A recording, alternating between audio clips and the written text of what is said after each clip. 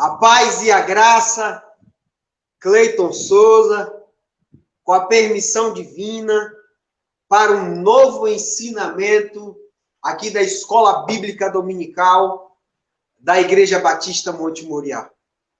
Eu confesso que eu estou imensamente exultado de estar retornando agora, depois de praticamente, acho que uns 2 meses, mais ou menos, fora, mas o coração sempre palpitava quando eu pensava na EBD. E achei o momento mais do que oportuno de voltar para apresentar, né, os nossos ensinamentos, até porque é algo que eu fico bastante exultado e muito feliz em fazer esse trabalho, em contribuir para a igreja desta maneira, tá? Então, desde já, o meu muito obrigado aí, a audiência de todos e agradecendo a Deus por mais uma permissão para poder fazer esse trabalho tão importante, tão grandioso, né? Para a nossa igreja, até porque estudar a Bíblia é algo fundamental na vida do cristão, tá? Hoje vamos falar sobre o Evangelho de Lucas, né? Cujo título eu apontei aqui, Lucas, o Evangelho do Filho do Homem, que intercedeu pelos fracos, pelos sofredores e pelos proscritos. Diga-se, proscritos quer dizer os banidos, os exilados, os marginalizados, os deixados longe da sociedade. E o Evangelho de Lucas tem essa característica fundamental de dar amparo, de dar base, de abraçar a parte mais fraca da sociedade. E daqui a pouco vamos entender porque o Evangelho do Filho do Homem, né? E vamos fazer uma oração para que Deus possa aqui abençoar essa empreitada, né? E que também possa abençoar todas as nossas vidas, seja do professor, seja dos alunos também, né? Então vamos lá. Maravilhoso Deus, Pai querido, ó Senhor, mais uma vez, Senhor, peço, clamo, oro, conclamo, suplico para que o Senhor interceda nesta atividade, Senhor. Para que este ensino seja frutífero. Para que no abrir de minha boca, Senhor, eu possa apresentar o mais genuíno ensinamento e assim possa edificar a vida cristã dos meus irmãos e seu filho. Assim, Pai, preciso do seu amparo, peço o seu amparo, o seu apoio, para que seja exitosa essa empreitada, esse ensino. No mais, Pai, o meu muito obrigado e gratidão. Então, gente, vamos lá para a aula, né? Vamos para a aula. Vamos agora, porque eu estava acompanhando, estava fora, mas acompanhei. Vi a aula aí do professor, esqueci o nome dele, muito boa, acerca do Evangelho de Marcos. Assisti a aula anterior, acerca do Evangelho do Marcos, que foi com o nosso amigo Tiago. Assisti também algumas aulas referente àquele período intertestamentário, cujo foi o pastor Neudson que apresentou, aquele problema dos Macabeus, aquele período dos 400 anos do silêncio profético. E agora chegamos no terceiro livro do Novo Testamento, o terceiro de 27. Os 3 do último evangelho sinóptico, né? E o que quer dizer evangelho sinóptico? Lembrando, obviamente, que o evangelho sinóptico, os demais professores apresentaram, bem apontado, porque sinóptico quer dizer sim, quer dizer juntos, e ótico quer dizer ver, então ver juntos. Então, os evangelhos sinópticos, que têm como responsabilidade narrar o nascimento, a infância, o ministério público de Cristo Jesus, a sua morte, a sua ressurreição, a sua assunção. Então, na verdade, toda esta vida do Cristo Jesus, cabe ao evangelho, né, sinótico, apontar de forma sintetizada. Então, a ideia de sinótico são 3, Mateus, Marcos e Lucas justamente é o terceiro e último desses evangelhos. O evangelho de João não é o evangelho sinótico, porque, na verdade, ele se resume apenas a apontar os primeiros atos da vida do Cristo Jesus e a última semana de vida do nosso Senhor, do Messias, tá? Então, não é considerado um evangelho sinótico o evangelho de João, tá? Não poderia também esquecer, apesar que hoje, antes de falar a respeito do livro do Lucas, falar que hoje é o dia da Bíblia, né? Segundo a lei 10.335, de 19 de dezembro de 2001, que instituiu o segundo domingo do mês de dezembro como o dia da Bíblia, né? Apesar que o dia da Bíblia são todos os dias, até porque cabe a nós, como bom cristão, ler de forma assídua, né, a Bíblia, né, recorrentemente, está sempre consultando as Escrituras, até porque, por mais que você leia o texto 1000 vezes, você sempre vai perceber que ela vai nos ensinar algo diferente em cada oportunidade, né? Então, cabe a nós, o dia da Bíblia tem que ser todos os dias, né? Tem que ser os 385 dias, tá bem? Voltando aqui agora para a discussão a respeito do livro de Lucas, do Evangelho de Lucas, terceiro livro dos 27 do Novo Testamento, um livro composto de 24 capítulos, né? Na verdade, Mateus acho que tem 28 capítulos, Marcos deve ter 16 e o Lucas tem 24, mas ainda que tenha menos capítulo que o de Mateus, o livro de Lucas ele é muito mais completo, ele é mais incisivo, né? Inclusive traz informações que os outros evangelhos não têm, e daqui a pouco vamos tratar a respeito disso. Então, ainda que tenha menos capítulo que o de Mateus, ele é mais completo, ele, na verdade, é mais abrangente, que daqui a pouco vamos entender o porquê, tá bem? Vamos agora falar sobre o propósito desse livro. Acho que, antes de tudo, normalmente, antes eu falava sobre título, sobre finalidade, depois a gente falava sobre a questão de datação. Hoje não, hoje a gente vai começar como finalidade. O que o próprio livro, o próprio prefácio do livro já nos dá a ideia, né? O livro ele já inicia com a finalidade. O livro ele já inicia dizendo o porquê ele foi feito, né? Então vamos exatamente entender qual é esse propósito. Que o propósito é apresentar um relato preciso a respeito da vida do Cristo Jesus, nosso Senhor, acerca desse homem, do Salvador perfeito. Ele vai apresentar desde o período da natividade até o período da ressurreição. Mas ele vai apresentar um relato muito mais minucioso, muito mais histórico, muito mais completo, muito mais direto, né? Então é um evangelho muito bom. E o propósito dele vai estar presente, gente, no capítulo 1, do verso 1 ao verso 4, onde justamente o autor aponta o porquê ele escreveu este evangelho. Por favor, abram a Bíblia de vocês no livro de Lucas, capítulo 1, do verso 1 ao verso 4. Livro de Lucas, capítulo 1, do verso 1 ao verso 4.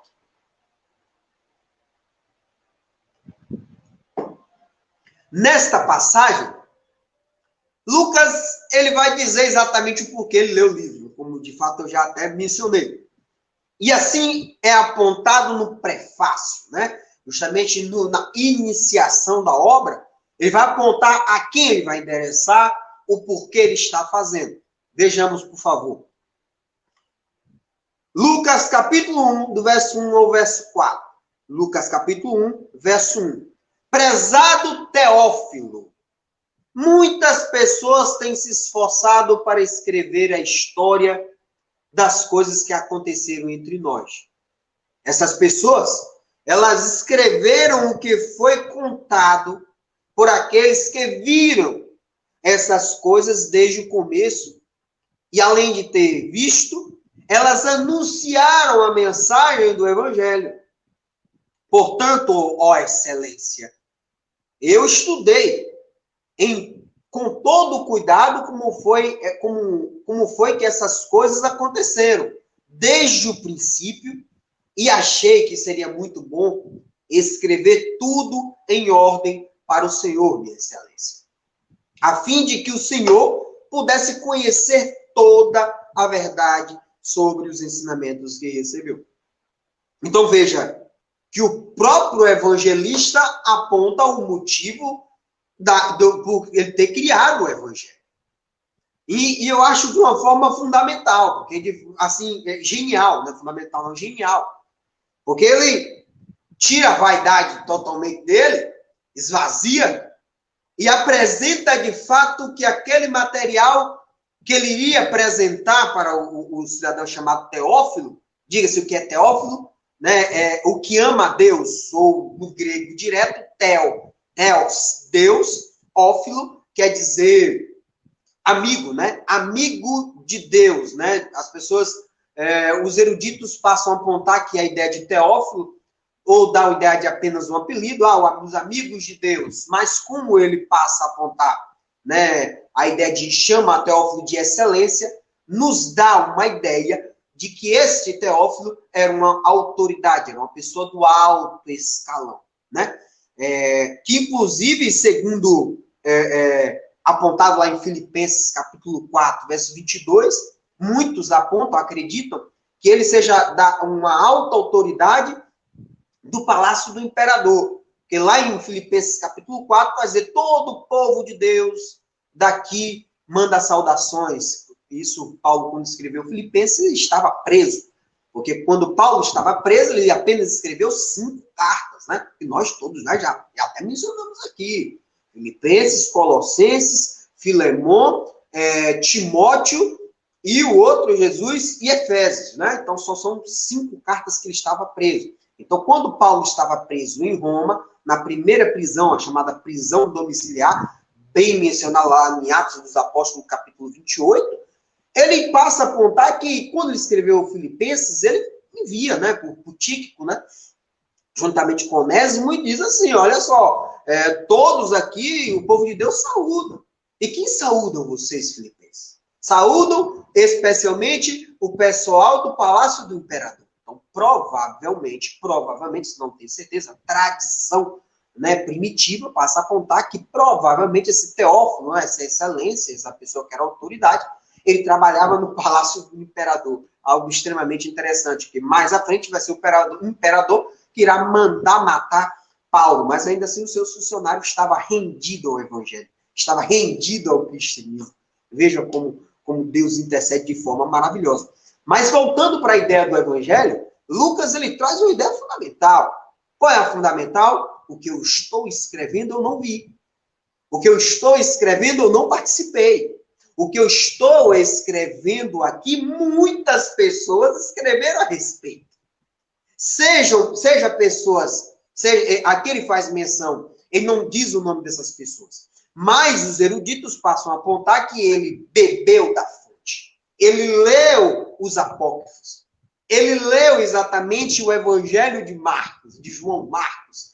E lembremos, né? João Marcos que escreveu o Evangelho logo anterior a Lucas, que é o que leva o seu nome. João Marcos, aquele justamente primo de Barnabé, aquele lá que em Atos 13 inicia a primeira viagem missionária com Paulo, mas infelizmente quando chega lá em Listra, ele cai fora, na Profília, ele cai fora, porque justamente diz que ele, em razão da perseguição, em razão também da doença, né, que o Paulo teve, disse que foi febre amarela e tal, ele teve problema nos olhos, em razão daquilo ele percebeu que não era uma coisa muito boa, e dizia-se que João Marcos era um jovem, era muito novo, então, em razão disso, ele correu. Tem razão de João Marcos ter saiu mais à frente em Atos 15, ele, em razão de Barnabé, pretendeu levar ele, Paulo não aceitou.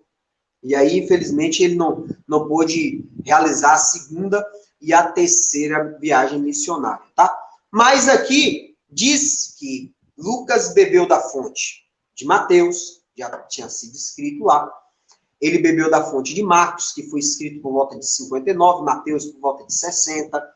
Ele bebeu também de algumas fontes dos apócrifos. Então, em razão disso, ele com muita humildade, ele diz, olha só, eu vou apresentar aqui esse evangelho, ou seja, esses escritos a respeito do ensinamento, Teófilo, que você recebeu a respeito do Cristo Jesus. Agora eu quero que você saiba que muitas outras pessoas já escreveram, e essas pessoas escreveram aquilo que viram, pessoas que foram testemunhas oculares, pessoas que presenciaram a história do Cristo Jesus, e que também participaram da anunciação da mensagem do Evangelho, junto a toda a Judéia, junto a Galiléia, junto a Samaria, junto a todo mundo.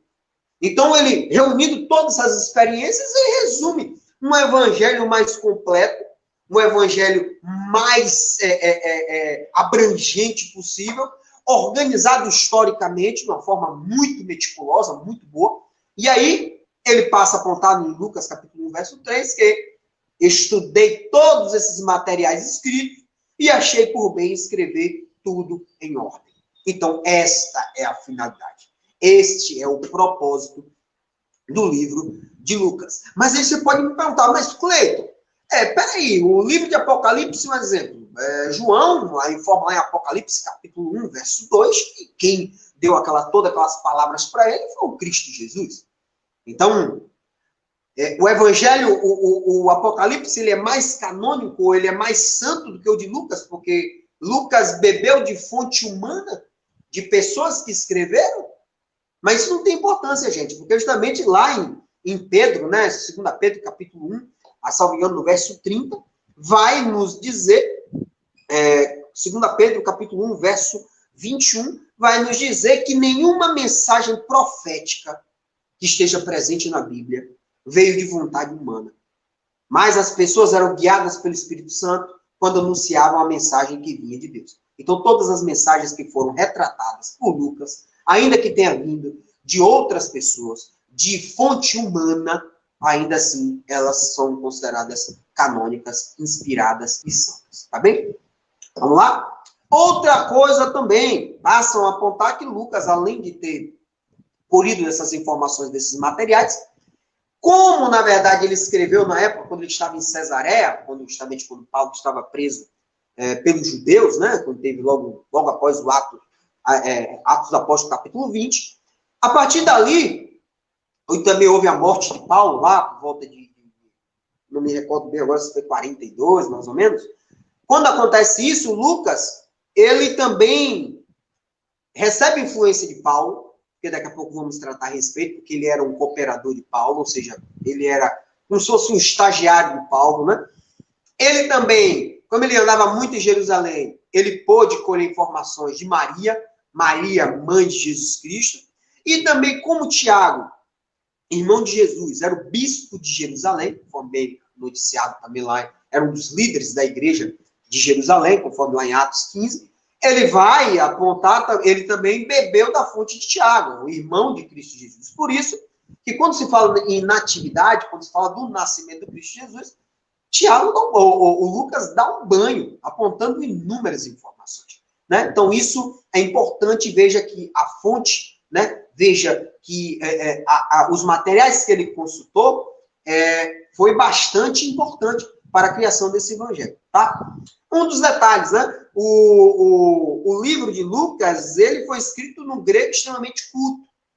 Não é o grego dos filósofos, mas é o grego culto. Né? Então, isso é muito importante, né? Muito próximo ao koiné, que é o grego falado, e é o grego justamente utilizado para as relações comerciais, né? Ali na Palestina.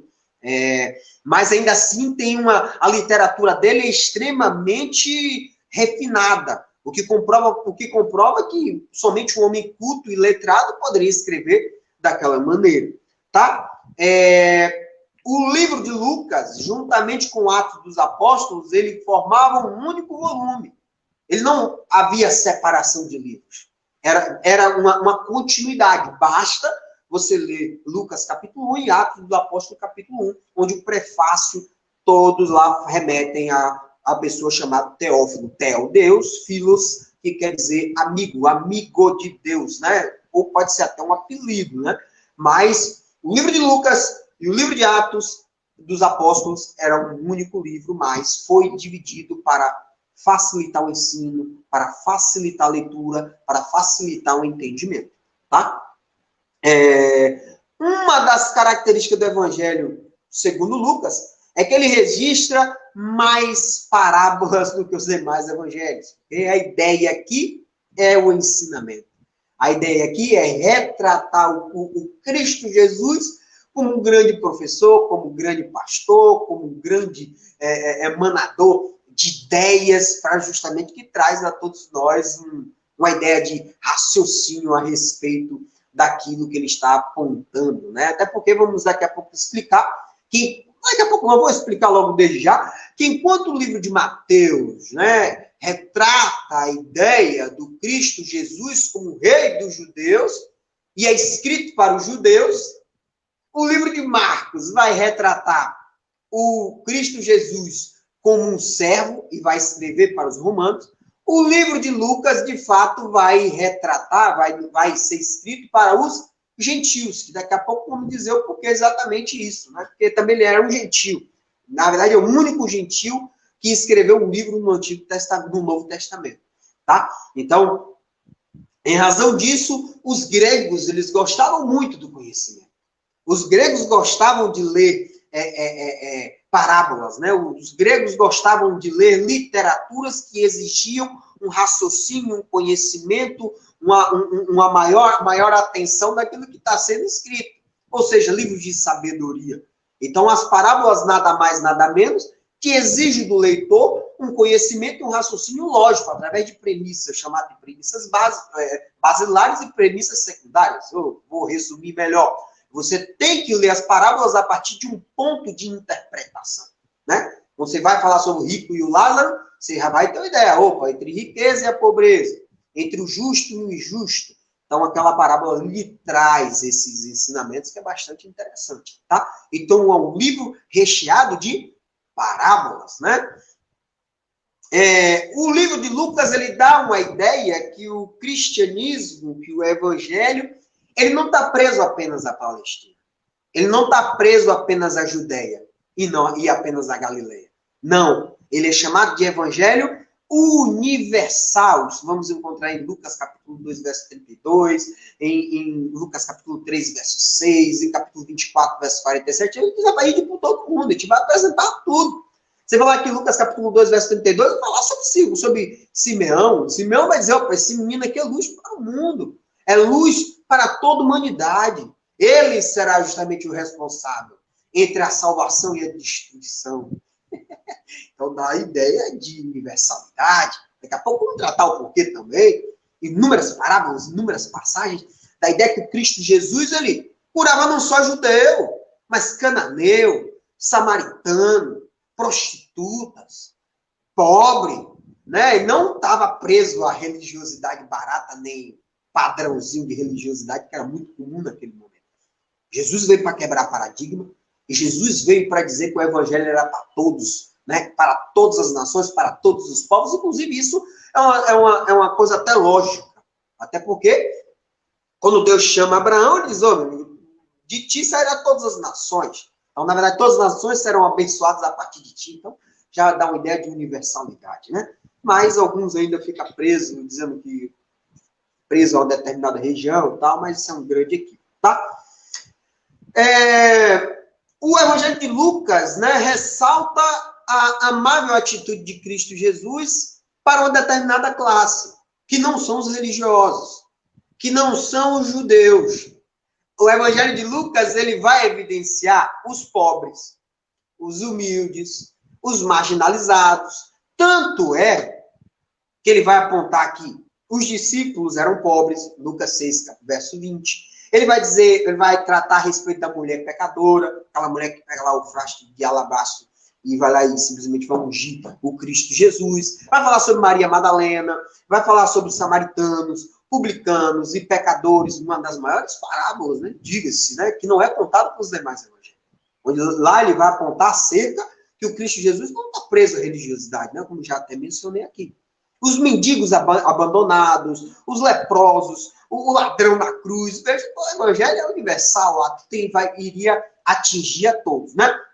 Sem falar que o Lucas também, em especial, ele registra, ele tem uma particularmente, a mulher, ela tem um lugar de significado e significância nesse evangelho. Tanto é que nos demais não vai ter, não tem essa preocupação de apontar a importância da mulher na história, o Jesus, não a importância da mulher na história, é o Jesus, é o Cristo Jesus dando importância às mulheres, né? Recapitulando o que foi dito. Veja que desde o relato da natividade, que é do nascimento do Cristo, quem são os papéis de destaque ali?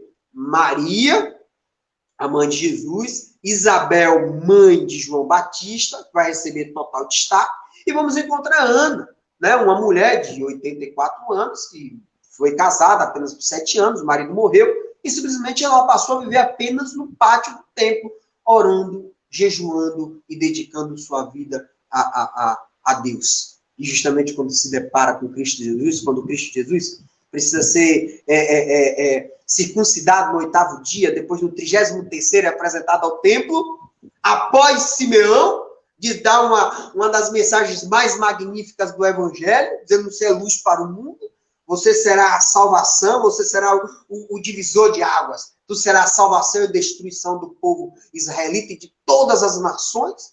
Então, depois vem Ana dizendo: não, opa, meus olhos agora, de fato, viram o Messias, né? Uma declaração magnífica de uma simples viúva, né? Que vivia no templo, no pátio, né, do templo. Muito interessante. Então, veja que ele dá inúmera importância para as mulheres. Ainda acerca das mulheres, veja que uma viúva, Jesus vai ressuscitar o filho de uma viúva lá em Naim, Lucas 7. Uma mulher pecadora ungiu os pés de Jesus, vamos encontrar em Lucas 7,36. Ainda sobre mulheres, Lucas tratando a respeito. Um grupo de mulheres viajam com Jesus e mantém o seu ministério, né, ajudando a prover a subsistência deles, dizendo: não, você não vai ficar com fome, não, toma aqui. Ah, a senhora precisa de quê? Um negócio para comprar, um negócio para fazer um serviço? As mulheres bancavam, inclusive, diz que até uma mulher de um dos homens mais importantes do palácio, então até o próprio dinheiro do imperador servia para expansionar o evangelho. Veja quão magnífico Lucas, ele tem essa sensibilidade para apontar isso para todos nós. Tá? Ainda vai dizer que Jesus visitou Marta e Maria para falar aquela questão lá, que uma estava trabalhando, outra ficou nos pés de Jesus ouvindo. Ele vai falar ainda que Jesus curou uma mulher que se encurvada, né, um problema lá físico. Vai dizer que mulheres seguiriam Jesus em seu caminho até a cruz. Após a ressurreição, quem foi exatamente Maria Madalena, que estava lá pela manhã, na manhã da ressurreição. Então veja que a importância da mulher. A ideia aqui de Lucas, aqui, vamos evidenciar os segregados. Vamos aqui evidenciar justamente aqueles que muitas vezes os judeus estão pouco se lixando. Prostituta aqui, prostituta, mulher, samaritano, pecador, cobrador de impostos. Todos aqui são evidenciados, e Cristo Jesus até aponta, né, que eles iriam preceder todos aqueles religiosos mentirosos lá no dia do juízo final. Pense que declaração magnífica! O livro de Lucas também é chamado de o evangelista da oração. E é muito importante que quando nós lemos o livro de Lucas, percebemos o carregado de significado quanto esse ato tão fundamental de comunicação do cristão com Deus. Né? Porque a oração nada mais isso. Porque quando você abre a Bíblia, Deus fala com você. E quando você ora, você fala com Deus. E o livro de Lucas é fantástico em apontar isso. Veja que são inúmeras passagens a respeito de oração. Cristo, depois que foi batizado, orou. Diz apenas essa passagem, né, nos evangelhos, que Cristo, após ser batizado, passou a orar e o céu abriu e a pomba passou a tocar na cabeça dele, e aquela voz maravilhosa do Deus. Lucas 3. Vai dizer que Cristo no deserto estava orando. Lucas 6, antes de chamar os 12, Cristo estava orando. Lucas 9, em Cesareia de Filipe, Cristo estava orando para depois apontar, perguntar aos discípulos o que o povo diz quem eu sou. E vocês, o que é que eu acho? E Pedro diz: não, o senhor é o Messias, o Filho de Deus. Oh, parabéns, Simão Pedro. Mas essa revelação não foi dada por você, pela carnalidade. Foi o meu Pai que revelou. Mas a partir da oração de Cristo Jesus, vai estar lá, viu? A oração lá em Cesareia de Filipe, Lucas 9, verso 18. Antes da transfiguração, um dos momentos fundamentais no livro de Lucas. E daqui a pouco vamos entender que o momento da transfiguração é o momento de divisão do ministério dele. Porque antes da transfiguração, ele vem, vai ter os relatos do nascimento, vai ter o relato que ele vai para Nazaré, porque era o local onde ele nasceu, ele nasceu em Belém. Na verdade, onde ele foi criado, onde ele cresceu, trabalhou, e quando ele chega na cidade dele, ele é rejeitado pelos deles. Então ele vai para onde? Para a segunda cidade. Depois, que Nazaré não quis, ele disse: não, tudo bem, já está tudo na Galileia, né? Que a Galileia é um estado, né? O estado da Galileia, vai ter uma cidadezinha chamada Nazaré. Ele vai para a cidade de Nazaré, entra na sinagoga, abre as escrituras, livro 53, e hoje o Espírito de Deus está sobre mim, para que eu possa abrir os olhos dos cegos, salvar os aleijados, e levar o evangelho para toda criatura. Então, e hoje se cumpre. Então, a partir dali, o povo de Nazaré passa a excluir ele. Então, para onde é que ele vai? Depois de Nazaré, ele vai para Cafarnaum, né? Uma questão, depois de Cafarnaum, lá, que ele vai apresentar todos os milagres maravilhosos. Quando exatamente Deus entende de que, opa, peraí, rapaz, você já fez muito milagre. Agora está o momento de você fazer o caminho da cruz. Inicia através da transfiguração. Onde é a transfiguração? Sobe no monte. No momento que ele sobe no monte, ele estava com Pedro, com João e Tiago. E lá ele vai receber a visita de quem? Ele vai receber a visita da lei dos profetas. Quem é a lei representada? Moisés. Quem é o profeta? Elias. E o que Elias e Moisés foi lá falar com ele no monte? Meu amigo, pode descer para Jerusalém, porque você tem que morrer. Você vai ter que morrer, você vai ter que cumprir lá Isaías 53, o que todo o Antigo Testamento falou. Então, a partir dali, Lucas 9 é um divisor totalmente do Evangelho. Dizendo, opa, seu ministério aqui todo para Galileia, de cura, de grandes maravilhas, de sinais, de ensinamento, não, desça. Agora você vai descer para Jerusalém. Então, essa ideia, antes dessa transfiguração, Lucas 9, 28 e 29, Jesus estava orando. Antes de instruir sobre o Pai Nosso, no Lucas 11, Jesus estava orando. Quando em Lucas 22, verso 31, sobre Pedro, Jesus ora por Pedro. Porque ele diz assim, meu amigo, Pedro diz, estou com você até a morte. Não, mas você vai me negar, meu. Mas ainda assim eu vou orar por você, porque Satanás, exatamente, para que você não caia na fé. Porque o Satanás vai querer te destruir. Porque se destruísse Pedro, exatamente como líder, seria o futuro líder da igreja, né, o responsável por alavancar, né, os ensinamentos, não podia deixar que ele fraquejasse. Então, Jesus Cristo ora por Pedro. No Getsêmani, Cristo, antes da morte, começa a suar sangue. Pensa que naquele tempo era um frio tremendo. Tanto é que quando Pedro acompanha, quando Cristo é preso, ele fica perto da fogueira. Mas Cristo lá no Getsêmani, mesmo diante de um frio danado, tamanha angústia dele, ele começava a suar sangue. Então, mas ainda assim, ele estava orando, porque ele sabia que era pesado o trabalho que ele iria ter pela frente. Na cruz, Lucas 23, 24, Jesus ora. Em Emaús, um dos maiores eventos magníficos que faz não só abrir os olhos daqueles andantes de Emaús, como a todos nós, que muitas vezes, se você não consegue entender o verdadeiro significado do Evangelho, você não deve ser nem ser considerado cristão, porque a obrigação de você entender qual era a mensagem da cruz, qual era a mensagem da vida do Messias, o que ele queria trazer exatamente para o mundo e qual é o nosso significado do mundo. Então, a ideia do caminho de Emaús é muito interessante. E quando finaliza tudo, ele reparte o pão, o peixe, tudo, faz oração e some. Então, veja que é o chamado de o evangelista da oração, que vai nos ensinar algo tão fundamental para nossas vidas, que é a oração. Tá? É um livro também, o louvor em Lucas é muito marcante. Então, porque no momento do maior avivamento que o mundo já conheceu, que foi o nascimento do Cristo Jesus, o livro de Lucas vai nos apresentar 5 grandes cânticos, rapaz, presentes logo nos dois primeiros capítulos. E a partir desses cânticos, o cântico de Zacarias, o cântico de Maria, o cântico dos anjos, vai ter o que mais, Jesus? O cântico do Simeão, que na verdade mais à frente vai na verdade só o cântico só até os anjos. O Simeão, na verdade, o que acontece? Dado esses cânticos, dada essa ideia de louvor, dada essa ideia de adoração, grandes hinos cristãos foram criados a partir somente dos 2 capítulos, capítulo 1 e capítulo 2.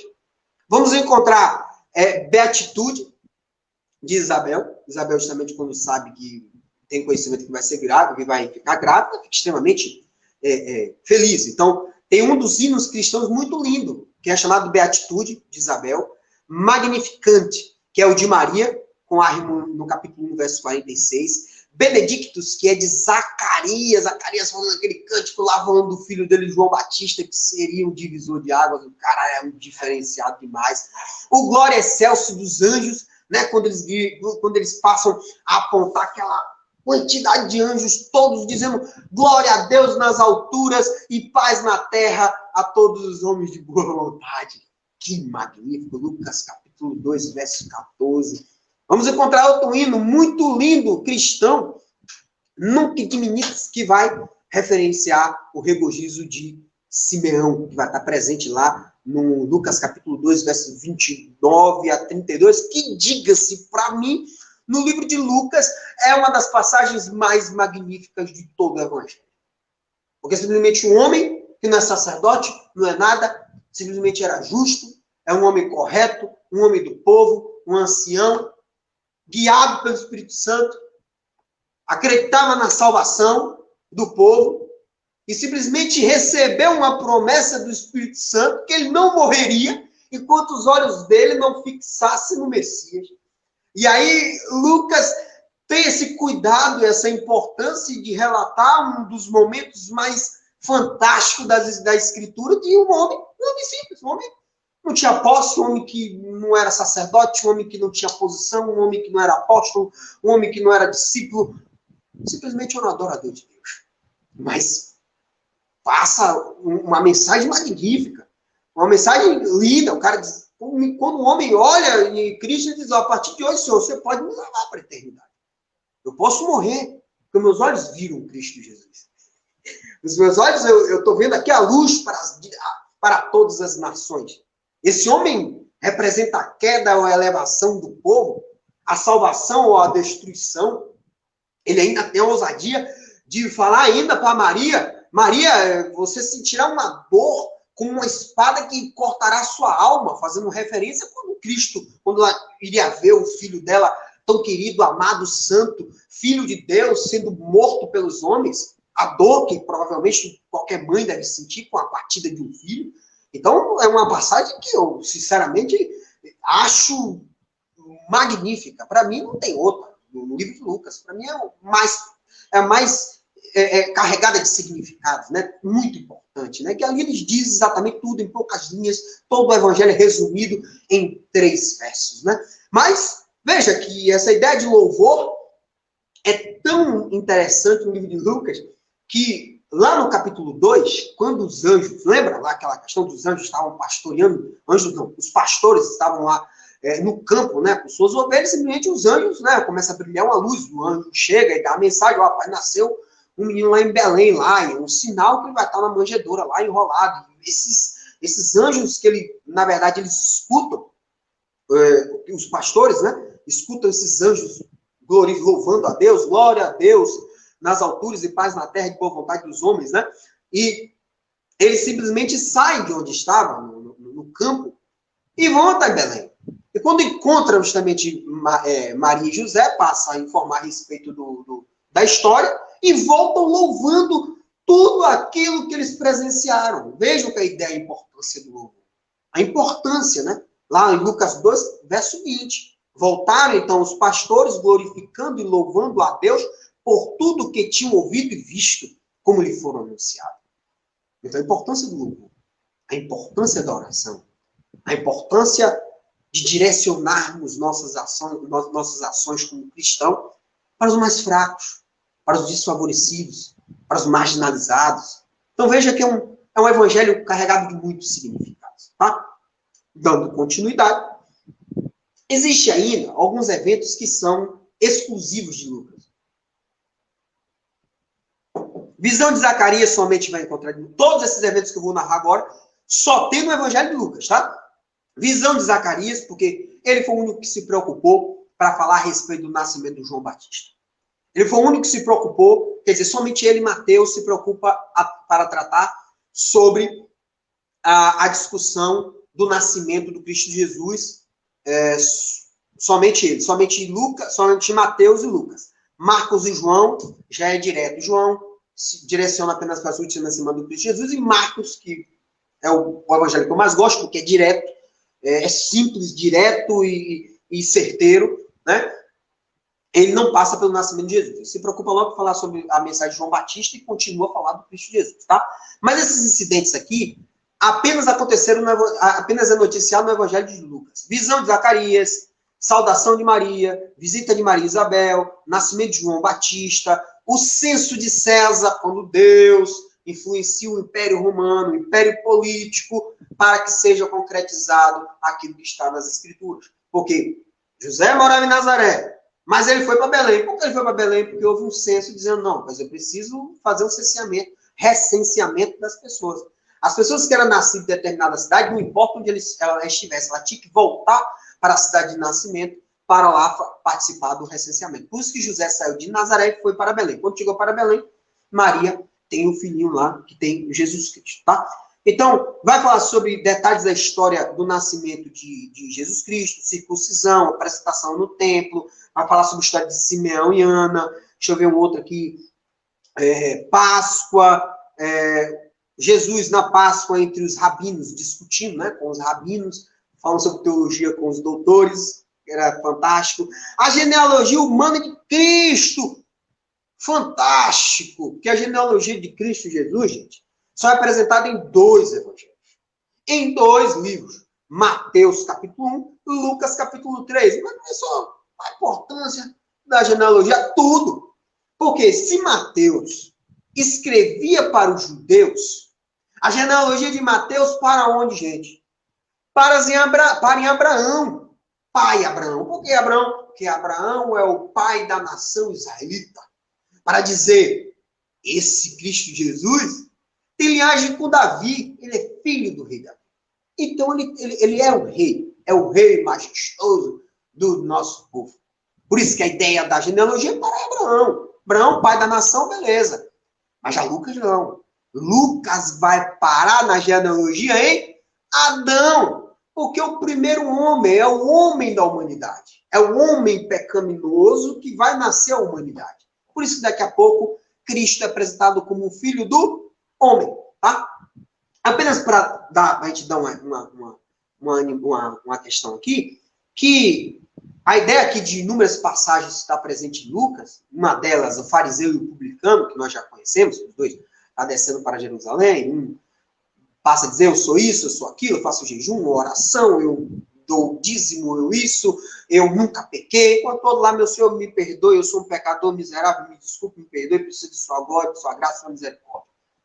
Quem foi justificado? O segundo, pecador, porque reconhece os seus erros, enquanto o outro estava se exaltando. Essa passagem não está presente nos outros evangelhos. Porque aqui, a ideia de Lucas é vamos dar voz aos gentios. Vamos aqui tirar essa ideia, essa ideia que os judeus ele tinha, que o evangelho somente era para eles. E o próprio Lucas vai dizer, não. O evangelho aqui é universal. O evangelho é universal. O pecador ele tem mais valor aqui nesse momento do que o religioso, porque está sendo um coração verdadeiro e o coração bondoso. Deus é espírito, importa que os verdadeiros adoradores o adorem em espírito e em verdade. Então, pouco importa a sua naturalidade, pouco importa a sua nacionalidade. Se você vai adorar ele de coração e verdade, você será aceito. Então, essa é a ideia primordial de Lucas. Por isso que ele vai apresentar fariseu, publicano, a história de Zaqueu, a história do rico e do Lázaro, a questão da parábola do administrador infiel. Ele vai falar inúmeras questões, porque ele trata a ideia da valorização do mais fraco. Tá? Título e autoria. O livro não está autografado, não diz, fulano tal é o autor desse livro, não tem. Mas a tradição primitiva e os pais da igreja, em especial Eusébio de Cesareia e Jerônimo, apontam que de fato foi Lucas que escreveu esse evangelho. Né? Inclusive, esses dois eruditos passam a apontar que Lucas era natural de Antioquia, né? Antioquia da Síria, né? Um dos locais mais importantes e fundamentais da história da igreja. Inclusive, uma das escolas interpretativas da Bíblia. Que ficou Alexandria, lá na África, no norte da África, e ficou Antioquia na frente. Porque de lá, segundo até Atos 13, lá tinha mestre, tinha profetas, tinha conhecedores da lei. Então, de fato, são pessoas estudiosas. Então, supõe-se, na verdade, não tem nenhuma informação direta, que Lucas seja de lá, mas a tradição aponta que ele seja da Antioquia da Síria, mas não tem dados concretos, apenas a tradição que assim afirma. Então, Lucas é um gentio, talvez até um grego. E como gentio, ele escreveu para o povo gentílico, ele escreveu para o povo gentio, para o povo não judeu, tá? Assim, Lucas ostenta a condição, o status do único gentio a ter escrito um livro no Novo Testamento, tá bem? Esse Lucas, né, que é a tradição que aponta para ele é mencionado em 3 passagens no Novo Testamento. A primeira passagem é apontada em Filemão, capítulo 1, verso 24, onde Paulo vai apontar que estava com Lucas, que Lucas sendo o seu cooperador. No último momento, né, de desespero até de Paulo, de fato ele já sabia que ali iria morrer, ele aponta que todo mundo abandonou ele, apóstolo, discípulo, Tíquico, Aristarco, Epáfras, Demas, todo mundo foi embora. João Marcos, só Lucas ficou. 2 Timóteo, capítulo 4, verso 11, vai dizer, só Lucas está comigo. E manda uma carta para Timóteo. Então veja o grau de amizade. Ficou até o final. Ficou até o momento que o homem perdeu a cabeça. Né? Isso é verdadeira amizade, compromisso com o evangelho, compromisso com o cristianismo. Muito lindo, né? Lucas também, essa ideia de que Lucas é um gentio, até é fácil a gente constatar que ele também é mencionado, além de Filemão 1,24, 2 Timóteo 4,11, Colossenses 4,14. Porque em Colossenses 4,14, quando Paulo vai indicar quais são as pessoas que estavam com ele no momento lá da prisão, porque Colossenses também é um versículo rápido, que eu já mencionei lá, que ele escreveu na prisão. Paulo passa a apontar que quem portava a carta, quem levava a carta aos Colossenses era Tíquico, em companhia de Onésimo. Mas ele passa a apontar as pessoas que estavam com ele lá na prisão. Primeiro ele passa a apontar os judeus da circuncisão, né? Os convertidos, né? Vai estar em Colossenses capítulo 4, versos 10 e 11. Ele vai dizer Aristarcos, Marcos, né? O evangelista Marcos, o anterior, Josué o justo, que estavam com ele. E por último, lá, Colossenses capítulo 4, verso 14, vai dizer, opa, Lucas, o nosso querido médico irmão Demas manda saudações. Então, Lucas, ele inclusive aponta aqui como se não fosse um circuncidado, se fosse um gentil, e seria um querido médico, um amigo e um médico, né, que provavelmente tomava conta da saúde de Paulo lá na prisão. Outra questão também que evidencia que Lucas tenha escrito esse evangelho é que o autor demonstra um interesse no Evangelho de Lucas, ele tem um interesse em comum por assuntos médicos. Né? Um exemplo. Ele é o único que passa a mencionar lá em Lucas, aquela passagem que está presente em Lucas capítulo 4, verso 38, que quando Jesus saiu da sinagoga e foi para a casa de Simão Pedro, a sogra de Simão Pedro estava doente. Mas ele faz questão de indicar qual é a doença dela. Ela estava com febre alta. Né? Outra passagem interessante, lá em Lucas 14, verso 2, ele vai falar sobre a cura de um hidrópico, né?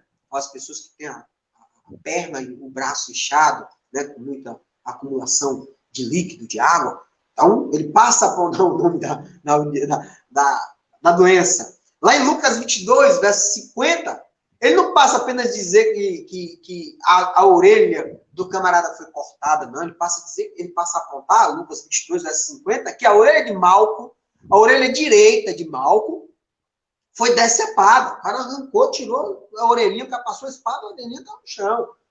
Ele passa a apontar isso de uma forma mais técnica. Então, isso nos dá ideia também. Outra ideia que nos aponta é que, como já indiquei aqui, que o livro de Lucas e o livro de Atos, ele foi escrito em uma única unidade. Então, o livro de Atos, ele vai narrar a história da igreja. Quer dizer, o livro de Lucas, capítulo 1, vai falar sobre o prefácio para Teófilo. Em Atos também tem o mesmo prefácio para Teófilo. Dizer, Teófilo, vou aqui narrar como a igreja se expandiu. E no livro de Atos, que ele vai apontar acerca da criação e expansão da igreja, como ela se expansionou por todo mundo.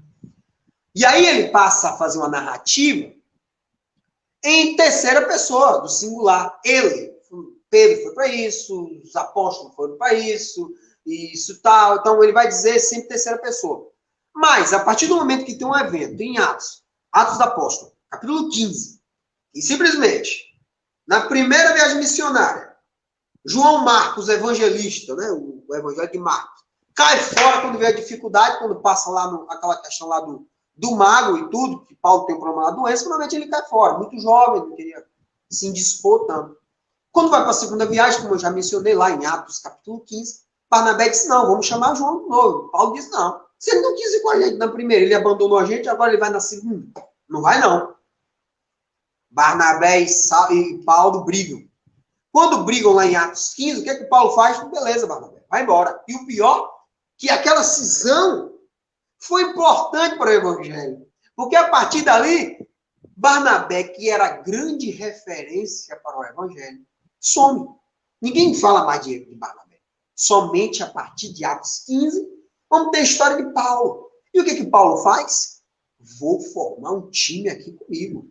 Leva Silas, passe lista, Atos 16, leva Timóteo, e a partir de 16, verso 10, o escritor de Atos já não fala mais em terceira pessoa do singular, ele fala na primeira pessoa do plural, nós.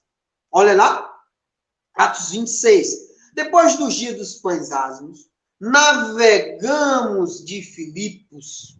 Não, Atos 16, 10. Assim que teve a visão de um homem macedônio, dizendo, pelo amor de Deus, vem nos ajudar aqui, Paulo. Ele pensou em ir para Bitínia.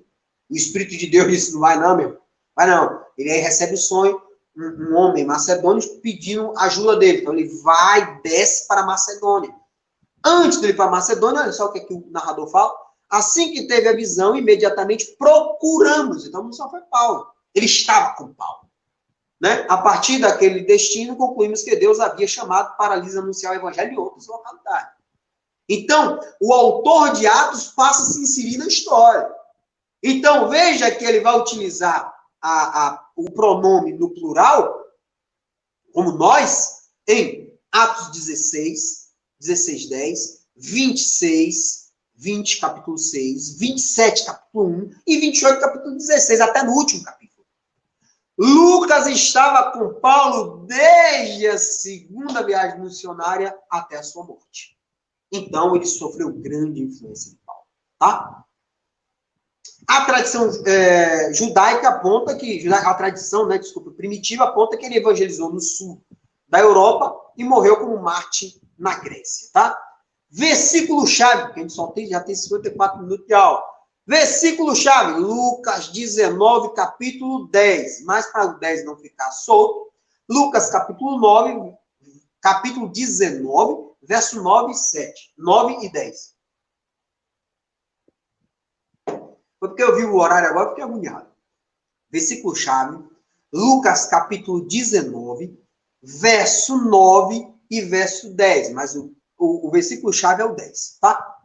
Qual é o verso-chave para você entender a mensagem de Lucas? Lucas 19, verso 9. Então Jesus disse, hoje, a salvação entrou nesta casa, pois este homem também é descendente de Abraão, ou seja, tem um sangue judeu. Porque o Filho do Homem veio buscar e salvar quem está perdido. O médico vai curar quem está sarado? Não, é quem está doente. Essa é a ideia. Então, aqui ele passa a dizer, ele é a forma como Lucas aponta o Cristo Jesus como Filho do Homem. Muito interessante. E o Filho do Homem é para todos aqueles que estão perdidos. É todos aqueles que estão abnegados. É todos aqueles que estão necessitados. É para o pobre, para a prostituta, para o samaritano, para a mulher. É para o publicano. É para o pecador, é para o leproso, é para o doente, é para o cego, é para o que está com problema de fé. Cristo é para todos eles. Então, a ideia é que o Filho do Homem, veja que, como o professor bem apontou, lá em Mateus, Cristo é apresentado como rei dos judeus. Marcos, como escreveu para os romanos, que eles gostavam de atividades, gostavam de obras, eles queriam ver. Por isso que o evangelho de Marcos é um evangelho em movimento. Ele apresenta Cristo Jesus como servo. Servo de Deus, trabalhador e humilde. Aqui, ele é apresentado como filho do homem. Mas, Cleito, qual a importância tem de Cristo Jesus ser apresentado como filho do homem? Total! Total! Como nós apresentamos lá no profeta Daniel, capítulo 7. Lembra lá que Daniel 7, verso 13 falava? Eu estava olhando nas minhas visões noturnas. Ou seja, Daniel estava tendo visão de noite. E eis que vinha com uma nuvem do céu, como um filho do homem, e dirigiu-se ao ancião dos dias e foi apresentado diante dele. Verso 14, Daniel 7,14. E foi-lhe dado a esse filho do homem domínio, glória, reino para todos os povos, ou seja, a ideia de universalidade, nações e línguas do serviço. Tanto é que o evangelho hoje está quase em todos os países. O seu domínio é um domínio eterno. Que Cristo é o mesmo de ontem, de hoje e sempre, e para toda a eternidade. Que não passará, e o seu reino tal que não será destruído. Ou seja, o reino que não tem destruição. Então, a partir do momento que Cristo se apresenta como filho do homem, ele se identifica como o Messias que havia de vir. Isso causava um grande impacto naquela sociedade religiosa. Então, a partir daí, ele apresenta como filho do homem. Lembremos também que até uma ideia até profética lá, a ideia de filho do homem como profeta, só você lê Ezequiel. Ezequiel também era chamado filho do homem. Faça isso, basta você ler o livro de Ezequiel. Tá?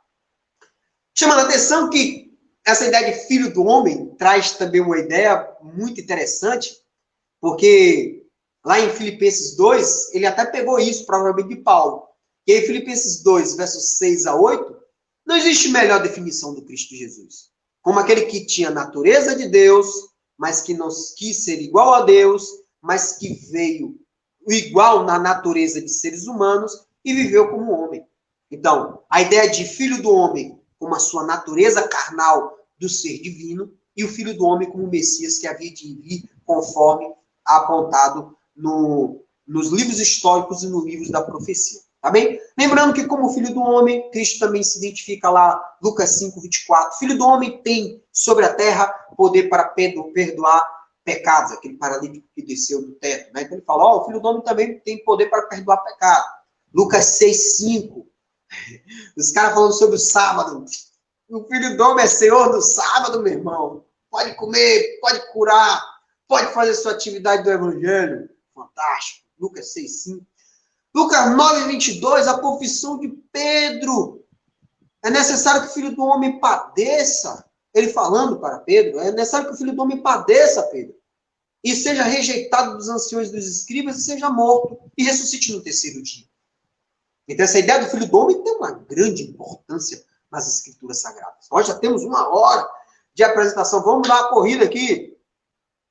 Datação. Datam o livro de Lucas como 59 a 61 depois de Cristo, tá? Enquanto Paulo estava preso em Cesareia. Logo quando ele é apresentado lá, que ele vai no templo, lembra que Paulo lá, depois de Atos 20, vai lá para Jerusalém e comete um erro. Não comete um erro, mas é acusado de forma equivocada, porque ele entra no templo e leva, né, justamente um estrangeiro com ele, mas o estrangeiro não entra a determinado momento do pátio, mas ele é acusado de que profanou o templo levando um estrangeiro com ele. Ele acaba sendo preso, maltratado, ia ser morto pelo povo. Aí foi resgatado pelo soldado, depois apresentado para o governador manda ele ficar preso lá. Por quê? Preso em uma fortaleza lá, que era em Cesareia, para não deixar a galera matar ele. Então, naquele momento que ele estava lá preso em Cesareia, os eruditos apontam que foi aquele momento que Lucas teve contato com Paulo e escreveu o Evangelho.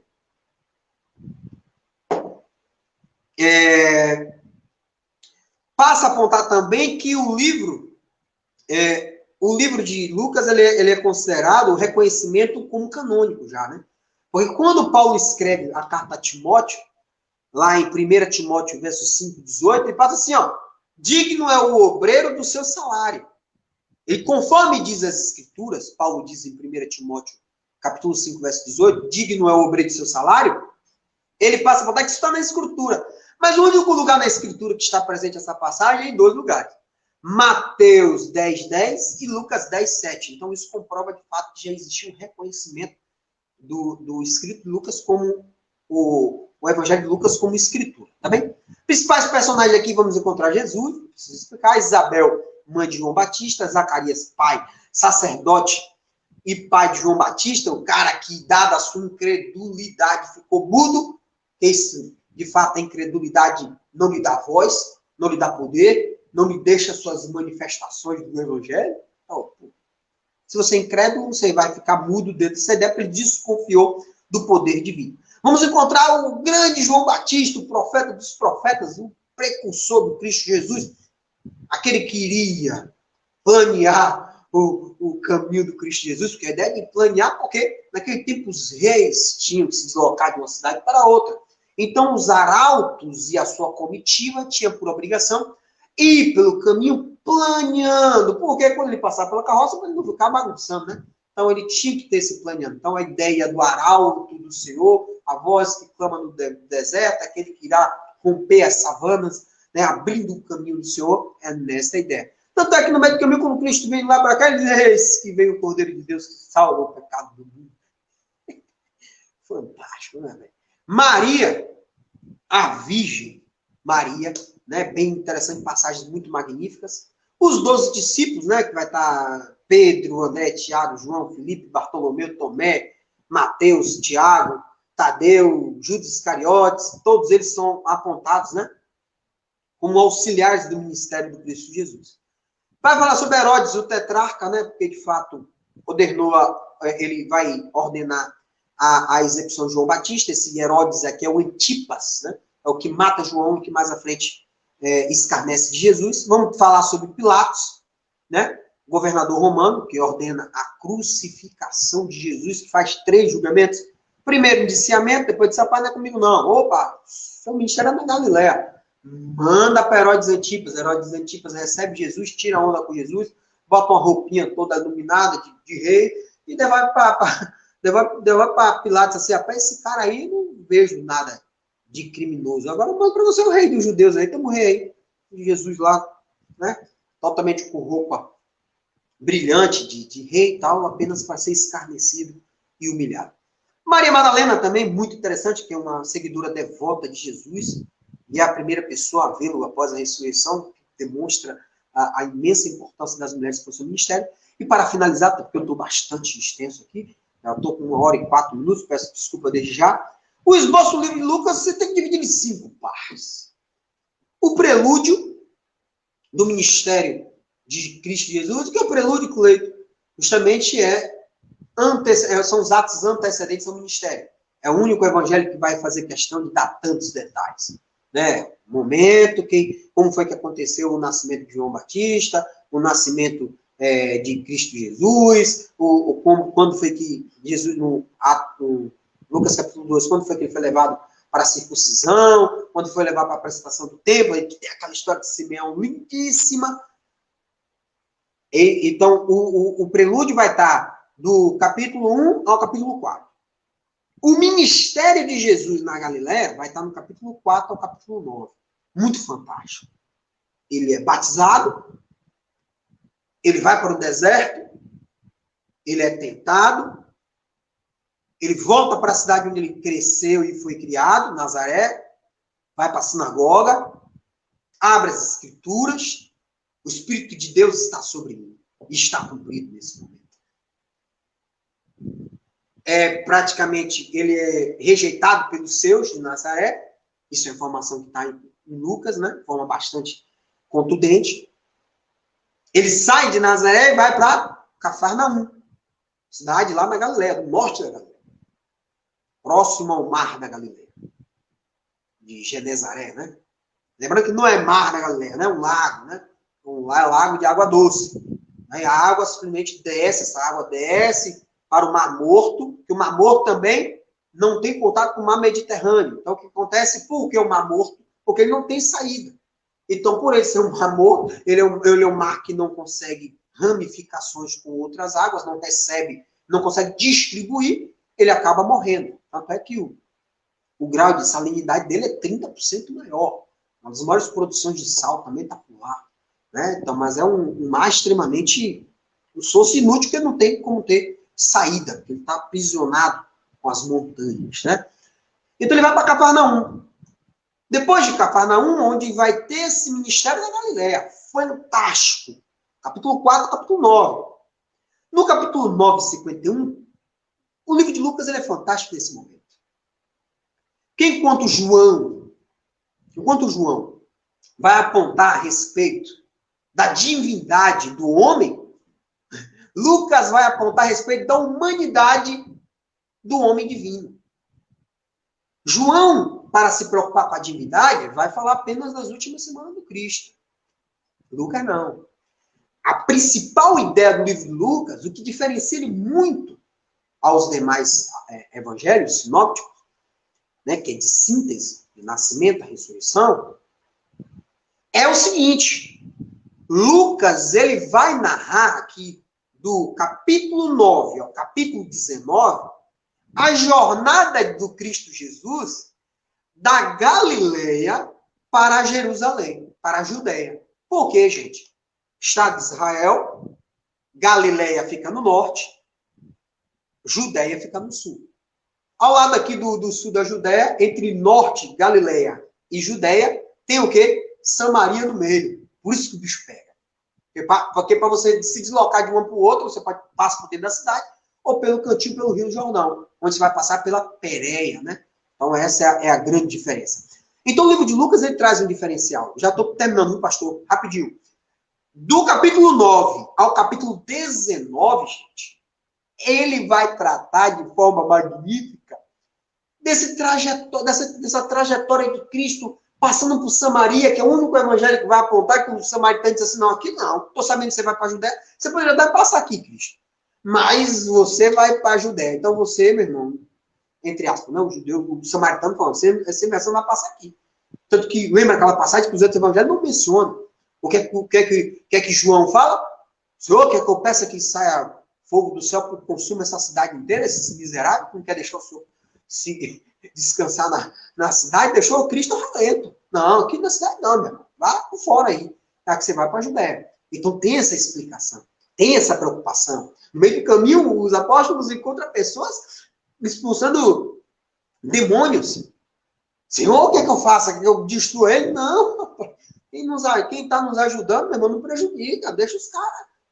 Então, é nessa passagem da Judéia, da Galileia para a Judéia, que você vai encontrar passagens magníficas. Uma história de quem? De Zaqueu. Quando ele passa por Jericó. A história de quem? De Bartimeu. Jesus, Jesus, filho de Davi, tenha compaixão de mim. É ali onde ele vai ter os maiores ensinamentos dele. Capítulo 9 ao capítulo 19, praticamente é um material exclusivo do Evangelho de Lucas. Tá? Passada essa questão dessa jornada de 9:51, capítulo 9 a 51, a 19, 27, lembrando que o 9 acontece a partir do quê? Da transfiguração. Cristo está em Nazaré, Cafarnaum, passa a fazer milagres e sinais na Galileia. E aí, meu irmão, Moisés e Elias chegam nele. Meu irmão, chega, tá bom, beleza. Caminho da cruz, viu?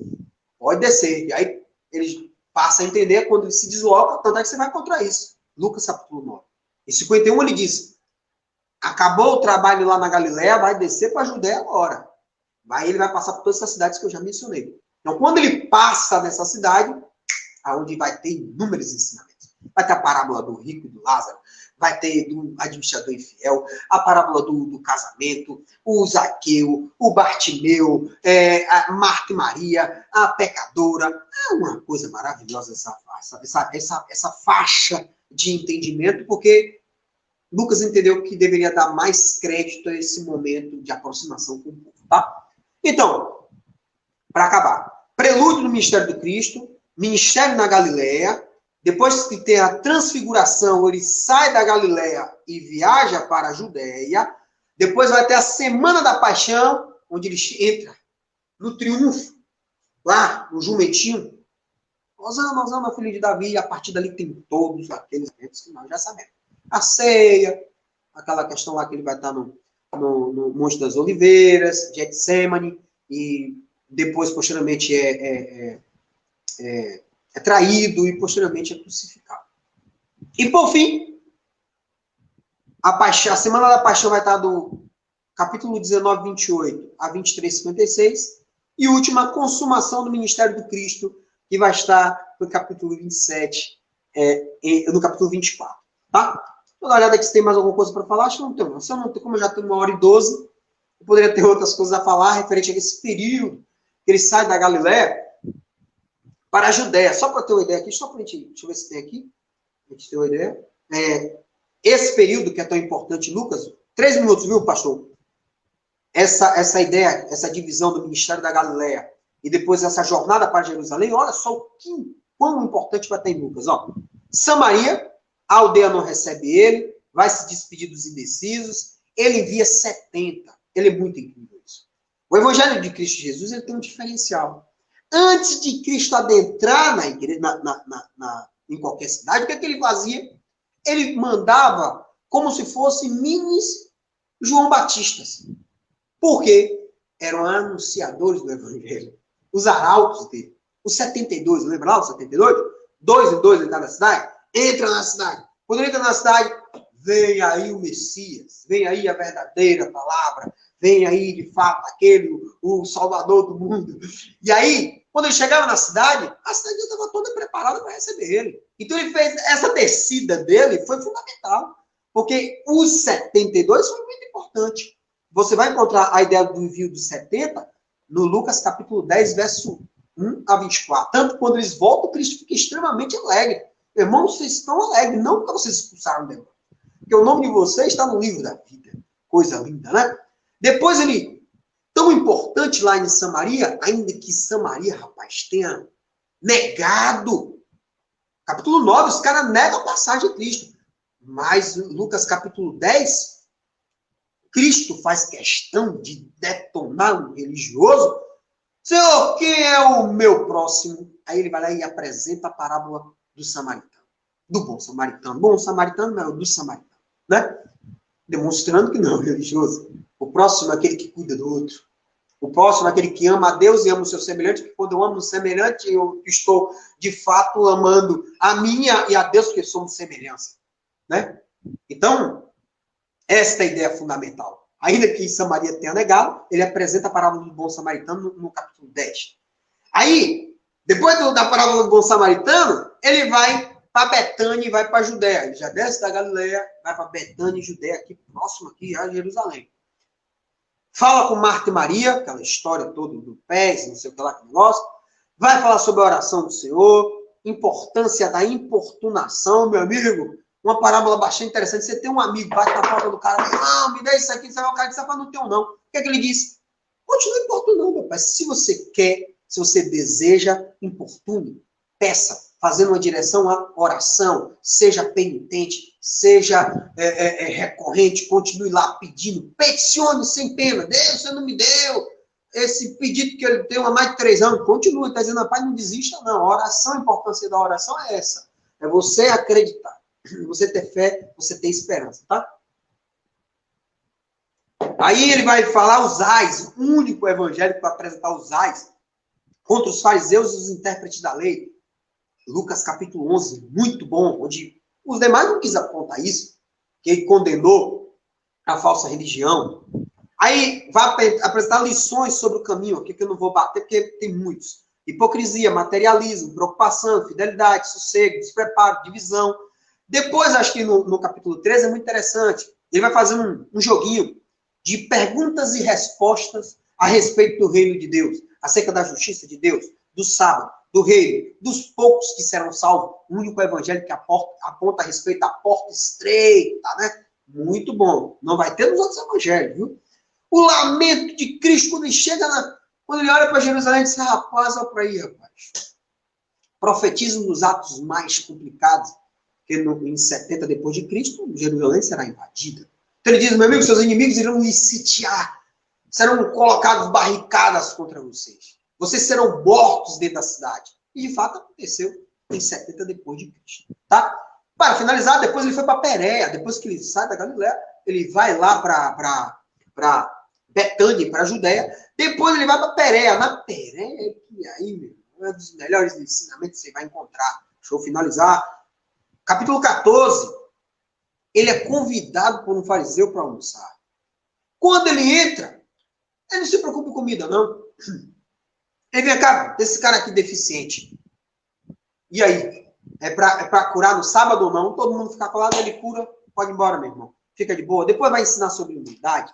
Depois ele vai falar sobre a humildade, porque às vezes quando você faz um evento, o cara não é nem convidado para sentar nos bancos da frente, já senta no banco da frente, depois os convidados especiais chegam, você tem que ter a vergonha de sair da mesa. Vergonha, né? O banquete celestial, onde ele convida, né, as pessoas de honra, e as pessoas de honra não vão comparecer, fazendo uma crítica às religiosas. Depois ele manda encher a nossa casa, pai, de pobre, de pecador, de prostituta, de tudo, e o banquete celestial é feito com os pecadores, muito bom.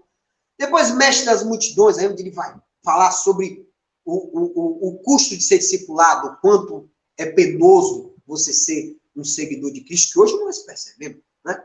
Hoje perdemos amigos, perdemos status, muitas vezes você perde muitas coisas quando você disse que você é cristão. É muito complicado, que é um outro momento que nós devemos apontar.